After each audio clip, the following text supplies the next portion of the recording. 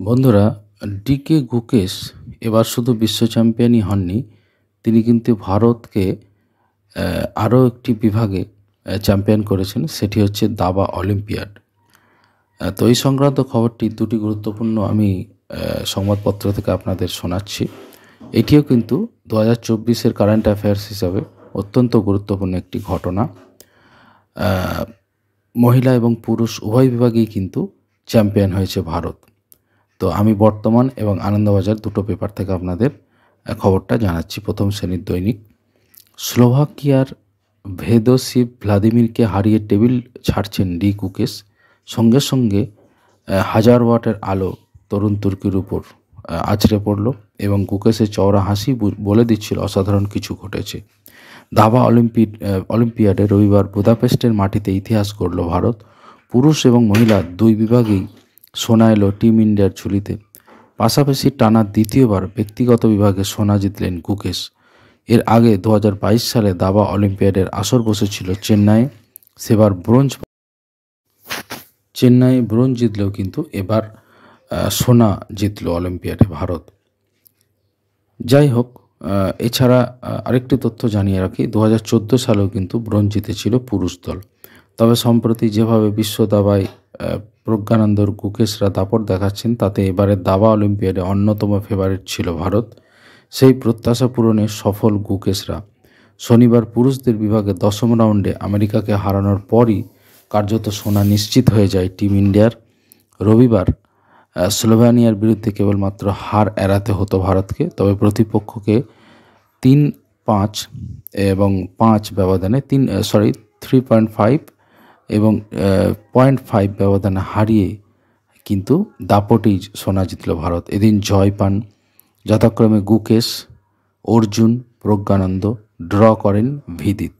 অন্যদিকে ভারতীয় মহিলা দল শনিবার টেবিলে দ্বিতীয় স্থানে ছিল। তবে এদিন আজারবাইজানকে দাপটে 3.5 এবং 0.5 ব্যবধানে হারাতেই শীর্ষস্থান দখল করেন বৈশালীরা। তাদের সোনা নির্ভর করেছিল আমেরিকা ও কাজাখস্তানের ম্যাচের উপর। তার ড্র হতেই সোনা নিশ্চিত হয়। গুকেশ বৈশালীদের এই ঐতিহাসিক সাফল্যে উচ্ছ্বসিত বিশ্বনাথন আনন্দ। গণমাধ্যমে তিনি অভিনন্দন জানান টিম ইন্ডিয়াকে। এছাড়া এই সংবাদটি কিন্তু আরও একটি বিখ্যাত পেপারে বেরিয়েছে, সেখান থেকে আপনাদের একটু শোনাচ্ছি। ইতিহাস গড়ল ভারতের দাবাড়ুরা। বুদাপেস্টে চলা 45তম দাবা অলিম্পিয়াডে অনন্য নজির গড়ল ভারতের পুরুষ ও মহিলা দল। প্রথমবার এই প্রতিযোগিতার দুই বিভাগেই সোনা জিতল ভারত। অর্থাৎ আমরা এখান থেকে জানতে পারলাম বুদাপেস্টে চলা দাবা অলিম্পিয়াড ছিল 45তম কিন্তু অনুষ্ঠান, 45তম কিন্তু অলিম্পিয়াড ছিল। ওপেন বিভাগে ভারতের পুরুষ দল শেষ রাউন্ডে স্লোভেনিয়াকে হারায়। বিশ্ব চ্যাম্পিয়নশিপের চ্যালেঞ্জার ডি গুকেশ, অর্জুন এরিগাইসি ও প্রজ্ঞানন্দ 11 নম্বর রাউন্ডে জিতে একটি বোর্ডের খেলা বাকি থাকতেই কিন্তু ভারতের জয় নিশ্চিত করেন। ভারতের পুরুষ দল 2014 ও 22 সালে ব্রোঞ্জ জিতেছিল এবং মেয়েরা ব্রোঞ্জ জিতেছিল 2022 সালে চেন্নাই।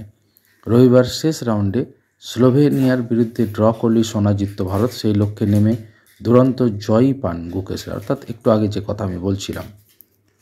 তো যাই হোক, ভারতের মেয়েরাও কিন্তু দাপটে জয় পান রবিবার। মেয়েদের দলে ছিলেন ডি হারিকা, বৈশালী, দিব্যা দেশমুখ, বন্তিকা আগরওয়াল ও তানিয়া সচদেব। এদিন ডি হারিকা টপ বোর্ডে জয় পান। এরপরে দিব্যা দেশমুখ তৃতীয় বোর্ডে প্রতিপক্ষকে মাত দেন।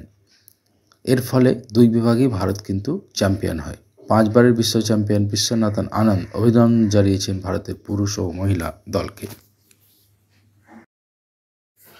অন্যদিকে ডি গুকেশের বিশ্ব চ্যাম্পিয়নের যে খবর, সেটি কিন্তু আমি একটি ভিডিও রয়েছে, আপনারা যদি দেখতে চান সেই ভিডিওটা দেখতে পারেন। নিচের দিকে স্ক্রল করে দেখবেন, সেই ভিডিওটা কিন্তু দেওয়া আছে।